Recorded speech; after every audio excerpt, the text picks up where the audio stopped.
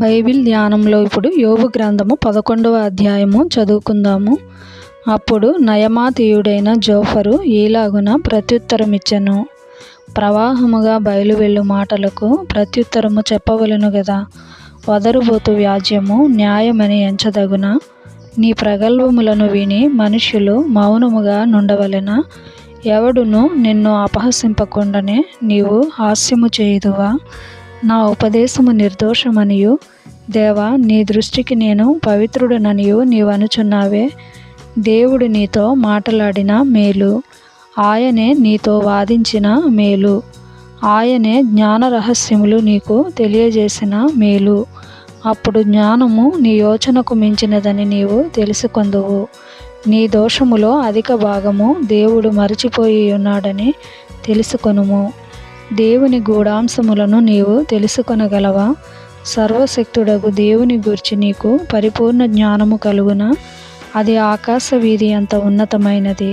నీవేమి చేయుదువు? పాతాళము కంటే లోతుగా నున్నది నీవేమి ఎరుగుదువు? దాని పరిమాణము భూమి కంటే అధికమైనది, దాని వెడల్పు సముద్రము కంటే అధికమైనది.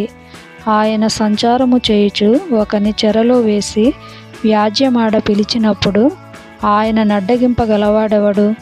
పనికి మాలిన వారెవరో ఆయనే ఎరుగును గదా.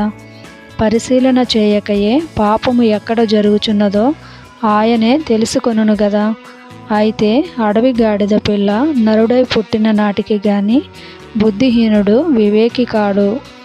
నీవు నీ మనస్సును తిన్నగా నిలిపిన ఎడల, నీ చేతులు ఆయన వైపు చాపిన ఎడల, పాపము నీ చేతిలో నుండుట చూచి నీవు దాన్ని విడిచిన ఎడల, నీ గుడారములలో నుండి దుర్మార్గతను నీవు కొట్టివేసిన ఎడల, నిశ్చయముగా నిర్దోషివై నీవు సంతోషించదవు, నిర్భయుడవై నీవు స్థిరపడియుందువు.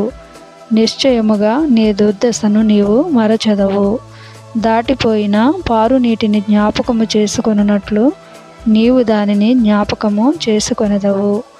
అప్పుడు నీ బ్రతుకు మధ్యాహ్నకాల తేజస్సు కంటే అధికముగా ప్రకాశించును. చీకటి కమ్మినను అది అరుణోదయము వలె కాంతిగా నుండును. నమ్మకమునకు ఆస్పదము కలుగును గనుక నీవు ధైర్యముగా ఉందువు. నీ ఇంటిని నీవు పరిశోధించి సురక్షితముగా పండుకొందువు. ఎవరి భయము లేకుండా నీవు పండుకొందువు. అనేకులు నీతో విన్నపములు చేసెదరు. దుష్టుల కనుచూపు క్షీణించిపోవును, వారికి ఆశ్రయమేమియూ ఉండదు. ప్రాణము ఎప్పుడు విడిచెదమా అని వారు ఎదురు చూచుచుందురు.